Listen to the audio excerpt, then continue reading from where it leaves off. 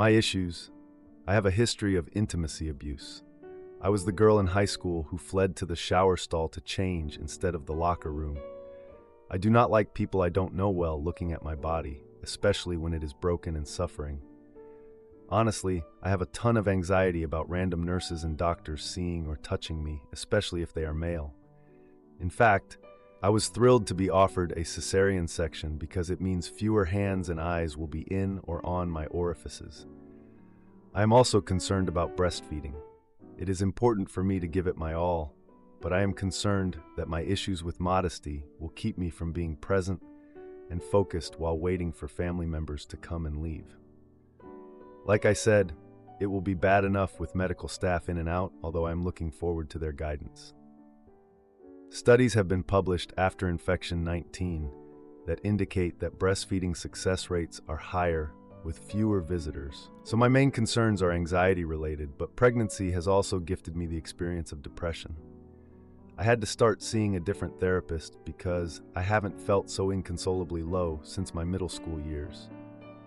A tolerable sacrifice for the gift of a child, but a lot of studies indicate that perinatal depression is a reliable predictor of postpartum depression. Research also shows that postpartum depression can be triggered or worsened by unpleasant or unsupportive birthing and postpartum circumstances. I want to avoid setting myself and my daughter up for a miserable time if possible. My in-laws. I like my in-laws very much and am excited to build loving relationships with them, but I am not close to them in any way. My husband and I got married in January 2024 within 2 years of knowing each other, and I only see or speak to his family a few times a year. I still feel like I have to be on my best behavior and prove myself to them, which is my own problem. They are very kind, but it contributes to my discomfort. My father-in-law is a big personality, lovable and hilarious, but overwhelming if my social battery is running low. My mother-in-law is a gentle-tempered sweetheart, but she rivals my own neuroticism. Her presence does nothing to help my anxiety. Whenever we meet up, I want to make sure she is okay and comfortable because I know how it feels to be awkward and high-strung. Imagine my shock when this demure, quiet lady confidently declared to my mother that they will absolutely be in the waiting room during and after my cesarean section delivery to meet the baby. By them, I thought she meant my mom and her. Awkward, but I guess that's fair, right? Disappointedly, I told my mom I would rather neither be there than both, even though I did want her there because she is a comfort. My husband. During my first attempt to express myself to my husband, he makes clear his expectation that both of his parents will be in the waiting room. He believes it would be wrong to exclude them and that he really wants them there. I was honestly shocked. I did research early on to examine if my boundary of no hospital visitors is reasonable, and it seems like most husbands don't have strong preferences either way. The pattern seemed to be, my in-laws or parents are pushing back against our choice. Needless to say, I feel incredibly alone. When I urge him to explain his feelings to me, he seems to struggle. He says he needs to think about how to express his feelings about this. He believes that I am acting selfishly and making the birth all about me. I was like, yes, I am the hospital patient, babe. He and my mom suggested he take the baby to the waiting room to show them if I don't want to be seen. But that makes me feel like an incubator. I would almost rather just see them and suffer than be completely erased like that. I'm excited to see their reaction too. I just want to feel okay and be presentable first. His mother is also Latina, and I have read and observed that the birthing customs of his grandmother's home country tend to be highly social. I do respect this difference, but I struggle to see why it would take priority over the birthing person's preferences. Plus, I get the impression that my husband has this vision of showing off our daughter immediately after birth, not necessarily due to a ton of family pressure. But I could be wrong. Our conversation was very much about his feelings versus mine, not so much about his parents. Please give me any advice on how to navigate this respectfully with as little destruction and chaos as possible. I want to make people happy, but I also want to be okay. Now, for a few comments before the update. Comment 1. First, I don't know where you are, but I don't think babies are allowed to be taken out of the maternity ward. My hospital required visitors to have IDs and were given guest passes because the maternity floor is badge access only. They go directly to the room of the patient. If someone without a pass tries to access anything, the floor is on lockdown. My son had a wristband that would lock down the hospital if he was taken out of the ward. The wristband was not removed until we were exiting the hospital. Second, you have all the power here. You can tell your nurses who you want to have access to you and your child. Husbands can and have been removed from the hospital. I'm sure you don't want to blow up your marriage, but labor and delivery isn't a spectator sport. I would talk with the local hospital where you are. They may also restrict the number of visitors, or you can quietly ask them to say they have restrictions on the number of visitors. Comment 2. No is a complete answer. Husband, I'm the patient. I decide who is coming into my hospital room. Childbirth isn't a spectator sport. You're only thinking about the baby, but I'm having major abdominal surgery to have this baby, not some minor procedure. You're causing me more unnecessary anxiety than I already have about having this baby. No one is coming into the hospital room until day 2, and believe me when I say that is a compromise. I need you to respect that. I'll also be informing the hospital staff of my decision. You can send your parents a picture of the baby after he or she is cleaned up, if they promise not to post it on social media. Now, for the update. My original post was about how I was feeling anxious and uncomfortable about giving birth with my in-laws in the waiting room. This is an update on how it went. The day after the delivery, I woke up in my hospital room feeling relieved it was over. My husband was by my side, holding our newborn baby girl, while I was still groggy from the medication. It was unreal, honestly. I still couldn't believe I was a mom. My in-laws arrived with flowers and balloons, looking super excited to meet their granddaughter. I mean, who wouldn't be? It's a beautiful thing. My mother-in-law hugged me tightly and started talking about how she pictured their family traditions. That's when I felt a bit of pressure again. My husband suggested we take a family photo in the hospital room with the baby. Yeah, because why not make everything more complicated? The photo session turned chaotic, with my in-laws getting way too involved, adjusting the baby and posing her. I just sat there, kinda dazed, watching it all happen. It was like a scene from a movie where everything is happening in fast forward, and you're just watching. Later that evening, we were discharged from the hospital, and my in-laws insisted on helping us set up at home. I mean, I couldn't really say no, could I? They were excited grandparents, after all. My in-laws took over the nursery setup, arranging everything according to their preferences. There was no question. It was their way or nothing. A week later, my husband announced we would be going to a family dinner at his parents' house. I thought we could have a quiet evening at home, just the 3 of us. Nope. During dinner, my father-in-law brought up how great it would be to have a family photo shoot soon. I tried to change the subject, but my mother-in-law jumped in, saying we need to capture these precious moments. My husband nodded, encouraging their excitement, which made my discomfort grow. I mean, come on, can't we just let things chill for a bit? When I got back, the topic had shifted to my sister-in-law's upcoming wedding and her plans for kids. My sister-in-law mentioned wanting her kids to grow up around their cousins, which felt like pressure. Not gonna lie, I felt a bit trapped. The next day, I found a text from my husband's cousin asking if we had picked a date for a family photo. I mean, seriously? My husband confronted me about my response, saying I was causing unnecessary drama. What drama? I was just trying to set some boundaries. That weekend, my in-laws planned a get-to-know-the-baby barbecue in their backyard. Their backyard was like a holiday resort.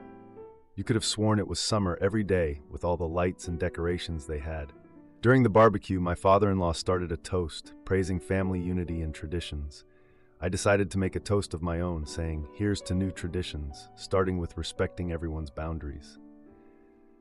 The atmosphere shifted as my in-laws exchanged surprised looks. My husband looked shocked, and the laughter died down. Awkwardness filled the air. After the toast, my mother-in-law pulled me aside, clearly upset, and said I was being rude. The conversation escalated, and my husband tried to mediate, but ended up siding with his parents. Then, of course, my husband followed me, and and we had a heated discussion in the car about boundaries and respect. The rest of the night was pretty tense. My baby girl was sleeping so peacefully, and I just couldn't understand how I had ended up in this situation. I had so much love to give her, and I couldn't let these people ruin it for me. It was going to be tricky with my in-laws around, but I wasn't about to let them take me down. Edit, a few people suggested my husband and I need to talk more. We talk about everything. It's the understanding that needs work. Am I the idiot for telling my son's mother-in-law to back off and stop invading my home? Am I the idiot for telling my son's mother-in-law to stop invading my home every day? I need some advice on how to kindly tell my son's mother-in-law she can't come to my house every day because her granddaughter lives here. Background. My son and daughter-in-law had a baby in June. Shortly after, their lease was up, and I offered for them to move in and save to buy a house. They are not paying rent because I told them not to. Plus, we all agree this is just for 1 year until they save the down payment, which they already started last year and have saved a good amount. The issues. When the baby was born, the mother-in-law tried to stay at their apartment to help, but they stopped that and limited her visits too. It has been 3 weeks since they moved in, and she has been showing up every day by 8 a.m. and not leaving until sometimes 10 p.m. She also brought household things for them and put them in my kitchen and dining room. I boxed them up and put them in the garage, which we are using as storage for them. She never asked me to visit, and even my son and daughter-in-law asked me to have anyone over. This is my house. I don't want someone here all day every day. I do not know her well enough to be friends, although I did try to make a friendship before the wedding. A small wedding with just family and a barbecue at their friend's house. I asked my son to stop her from coming every day, and she ignored him. Other than what I said here, she is pleasant to be around and is nice to me, but doesn't talk or spend any of her time socializing with me or trying to have a relationship. I think she should have asked me before just showing up. I feel like a prisoner in my own home, plus it's disruptive to me. I work from home. I have a routine. I am in the kitchen getting my morning coffee and find it embarrassing to be in my bathrobe, and also she's getting in my way and making me late. I said I'll be done in a few minutes, wait. I am trying to lock up the house and shut the lights off, and she is still here when I need to go to bed. My daughter-in-law told her to still visit less like in their apartment. The mother-in-law said it's not your house, plus there's plenty of room here, so it's not as crowded. I need to tell her, but I'm feeling upset and need the right words. She is never rude to any of us. She's so happy to be here. I don't want to be mean, but she needs to stop. Also, between all of our schedules, I don't even see the baby every day.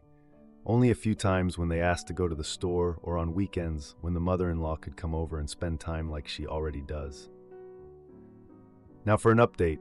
Sorry it took so long to update, but I wanted to be sure this was true. Because the rules say only one update. I feel like Lady Karma came and embraced me and whispered in my ear, I got you. I got you.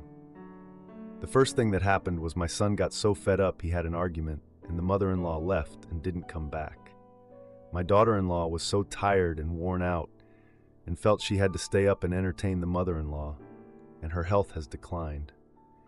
The granddaughter hasn't been feeding well and is not gaining weight. After the doctor appointment, my son accused the mother-in-law of harming the granddaughter by being there all the time, and the mother-in-law did not like that. Then the father-in-law talks to my daughter-in-law and said the mother-in-law is going to start working because she has accumulated a lot of debt and needs to pay it off. The mother-in-law won't be coming every day anymore. The father-in-law told her she needs to work and pay it, or he's not supporting her anymore. Now, for a few comments before the update. Comment 1. My daughter-in-law told her to still visit less like in their apartment. My mother-in-law said it's not your house, plus there's plenty of room here, so it's not as crowded. Your daughter-in-law needs to be more direct and forceful. It's her mother. She needs to flat out tell her, stop coming over every day. Don't let her chicken out and try to make you the bad guy. Yes, it's your house, but it's also their child, not hers. She's not entitled to seeing her grandchild every day all day. unless she wants to let them move into her house. And then after she tells her, the next time she comes over unannounced, just don't answer the door. Comment 2. It is your home. Next time she comes, just say, "I'm sorry, this is not a good time, and I would appreciate you calling before coming by. You are no longer to be treating my home as a place to park yourself all day." Visits are going to be limited in the future, and the time limit is up to you. Inform your son and daughter-in-law that this is the approach you are taking, and if they are not happy with it, they should start looking for other accommodations. Inform them that when you invited them to live with you, you were not expecting a third adult making herself at home also. Now, for the update. It's been 3 weeks since the mother-in-law moved out, and honestly, the vibe here feels way more chill. My daughter-in-law can finally focus on the baby without constant interruptions. When the mother-in-law was here, it was just a mess. She was always in the way, asking a million questions and just being a little too involved. Now, my daughter-in-law can actually enjoy her time with the baby and not feel like she's being judged all the time. So my son and I started planning a small family get-together for the upcoming 4th of July. We thought it would be nice to get everyone together, eat some good food, and just relax. We sent out invites to close family members, including some from the mother-in-law's side. We didn't want to leave anyone out, especially since she wasn't living here anymore. My son was a bit worried about how the mother-in-law might handle the gathering. He thought she might try to show up uninvited or something. I told him not to worry, she probably wouldn't come since she had a new job. The last thing she wanted was to lose her job by skipping out on it. A few days before the gathering, I got this text from the mother-in-law asking if she could bring a dessert. I was honestly surprised by the message. I didn't expect her to want to come to the gathering after everything that happened. At first, I didn't respond because I wasn't sure how to deal with it. My daughter-in-law overheard me talking about the text with my son and suggested we set some boundaries. We talked it over and decided to let her come to the gathering, but limit her time to just a few hours. We figured it was the best way to keep things calm, even if it was a bit awkward. The day of the gathering came, and the mother-in-law showed up way too early, right when guests were starting to arrive. She brought this huge cake and just started setting it up in the kitchen without even asking where to put it. My son had to tell her about being so early and not respecting the space. She brushed him off, saying she just wanted to help. Things got a little tense when other family members started commenting on how nice the cake looked. My daughter-in-law was clearly uncomfortable and tried to avoid the kitchen as much as she could. I noticed she was feeling off, so I tried to distract her with drinks and snacks to keep her away from the kitchen. During the gathering, the mother-in-law made several snarky comments about my daughter-in-law's parenting. It was so inappropriate and just plain rude. My brother-in-law jumped in to defend my daughter-in-law, making a scene. The mother-in-law just dismissed him, saying he didn't know anything about being a parent. Things peaked when the baby started crying loudly, and my daughter-in-law rushed to comfort him. The mother-in-law had the nerve to question if my daughter-in-law was doing everything right in front of everyone. I finally had to step in and ask her to chill out for the sake of the gathering. She scoffed and said she was just trying to help, which only made things worse. At that point, the gathering was pretty much over. Several family members left early because of all the drama. Afterward, my son and daughter-in-law were pretty frustrated about everything that happened. We talked about it, and I felt like it was time to have a serious chat with the mother-in-law. I arranged to meet her at a local diner to discuss some boundaries moving forward. During our meeting, she got defensive about her intentions. I tried to explain how her actions impact the family vibe, but she just insisted that she was only trying to be involved and helpful. It was like she couldn't see how her behavior affected everyone. The conversation ended with her agreeing to back off, but there was still a lot of tension between us. Then, a few days after that, I got a call from her saying she was struggling with her job. She hinted at needing more financial help and wanted to talk about it more. I suggested we have a family meeting to address the financial situation openly. We all needed to be on the same page about things, especially if she was asking for more help. Edit. After the meeting, we discussed her financial situation. She has a lot of debts from her previous job, which is why she needs help. Everyone agreed to contribute a little each month to help her get back on her feet, but we made it clear that there would be no more free babysitting from her. Am I the idiot for refusing to attend my fiance's parents' anniversary party because he always puts me last? Am I the idiot for refusing to attend my fiance's parents' anniversary party and then breaking up with them? I'm engaged to be married in 2 months. We both love each other, and when things are good, they're really good. We are very much in sync with each other, have a very close connection, and he's a dream partner with whom I can fully be myself. But anytime I have a concern and express it to him, it spirals so fast. He is the default parent of his 2 kids when they are home, although we both raise them together. He doesn't usually ask me to watch them, but he did ask me a few times this week because he was stressed about finances and wanted to wrap up a few projects that he could potentially resell. So this week, I did everything to support him. I held down the fort, managed our business, provided free childcare for his little kids and their friends, cleaned up after everyone, cooked for them, cooked for us, parented the kids, cleaned out our rental recreational vehicles, shuttled everyone around, visited with his family, and worked on creating and sending out wedding invitations for 5 hours, etc. I was running 1,000,000 miles a minute all week to support him so he could work on a project he wanted to finish, run some personal errands, and have downtime to hang out with his family. There was absolutely no time for me to have a life, manage my own business, socialize with my own friends or family, or even take care of my own physical needs. One of those nights, I told him that scheduling 5 out of 7 days for the kids to socialize with family and or friends this week was too much. It left no time for our relationship, let alone for me to take care of myself. I expressed that I felt incredibly disconnected from him and that I still feel like our relationship is on the back burner, which I started expressing about 2 or 3 months ago. I said I felt horrible after all the sacrificing of time, energy, and sanity. He said, "Well, I had a great day, and I was really glad I spent time with the kids and their cousins. I just thought you should see another perspective and know that you don't have to see it that way." This all leads up to the part where he drives off without me. On Friday, we were supposed to drive 3 hours into the mountains to attend his parents' 40th anniversary party that all his family is flying in for. The day before, on Thursday, he asked me if I wanted to go to his parents' party a day early. I said that I didn't want to do that I don't even feel good about going anymore because we aren't connected, and there haven't been any attempts to try to get into a better place. I wanted to spend Thursday doing that so that we could go Friday and be in a good place. He said, "This isn't about our relationship, it's about my parents' anniversary." I said, "This is what I mean. Our relationship always takes the back burner. I want to go, but I will not go if we are disconnected and risk being ignored and ditched by you like last time." He said something along the lines of me being an awful person.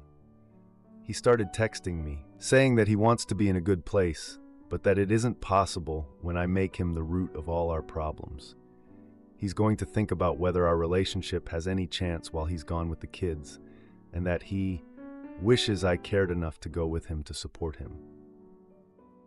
I reiterated that I do want to go but will not go if I'm going to be ignored, avoided, and neglected. I pointed out that he is choosing to drive out a day early to leave me behind instead of working with me to find a solution that also accommodates my needs so I can have a good time too. I reminded him that the kids and everyone else knew we were leaving Friday, so if he tells them it's today, Thursday instead, then he is cutting me out of the picture and excluding me deliberately. He said, "We will leave today," and that he did. He left for the 3-hour drive without me. It's unlikely he's going to be honest with anyone and tell them that he deliberately left without me. Also, his parents are likely to take it very personally that I did not show up because this event is a really big deal to them as it is in celebration of their 40th anniversary, and all of his family will be there seeing that he's there and I'm not. So what do I do now? He thinks he's the victim because I didn't agree to leaving a day early, and that's a sign I don't support him or his parents. And I think he's self-sabotaging our relationship because I was crystal clear that I wanted to go Friday, but not on Thursday, because I wanted us to be more connected first. Now, for a few comments before the update. Comment 1. He didn't leave without you. You told him that you didn't want to go as things are. That's your boundary. Boundaries are for you, not for the other person. You said, I feel disconnected and I don't want to go if you can't stay and help me figure this out together. He said, okay, and left. You now get to decide if this is how you want to spend the rest of your life. Personally, I wouldn't. Comment 2. I still feel like our relationship is on the back burner, which I started expressing about 2 or 3 months ago. This guy is not husband material. He is selfish and narcissistic. If you don't want to ruin the rest of your life, postpone that wedding and demand couples counseling. Or while he is gone is the perfect time to break up and reclaim your life. Now, for the update. A few days after the party, I got a text from my fiancé saying he needed some space. Like what? I was just supposed to accept this? But I didn't really have a choice, did I? So I decided to focus on my job and keep my mind off him and all the mess we were in. I needed to distract myself from that junk. Work was keeping me busy, but my personal life was a total wreck. One evening, I went to a coffee shop near my workplace. I often saw his kids there after school. It was our thing, you know? The kids and I would get hot chocolate, and it felt like family time. So I was there one evening, and guess what? His kids were there, but with their grandmother. She seemed upset, and honestly, I was not in the mood for all this drama. But I couldn't just ignore them. The grandmother came up to me and asked if I had talked to her son lately. I mean, seriously? Did she think I was the reason for his distance? I mentioned the recent drama and how I was giving him space. The grandmother sighed and said that her son had been distant with the kids too. Like, wow, I must be contagious or something. I decided to reach out to my fiancé to clear things up. Because, you know, I was the one trying to keep it together in this situation. Finally, he texted me, saying he was staying with friends for a while. Just great. I found out through social media that he was at a party for a mutual friend's birthday. The post showed him laughing with friends, including an ex-girlfriend. Can you believe this? I texted him again, asking if we could talk about everything. He replied late at night, saying he was too busy to talk and that he was having a good time. He was having a good time? What about me? I was sitting in my apartment, feeling sorry for myself, and he was having a good time. Frustrated, I decided to reach out to his sister, hoping for some insight into the situation. His sister mentioned that he had been acting differently and seemed to be avoiding serious talks. Yeah, no kidding. I decided to visit his house the following weekend because I needed to see this for myself. I arrived to find the door unlocked, which was weird.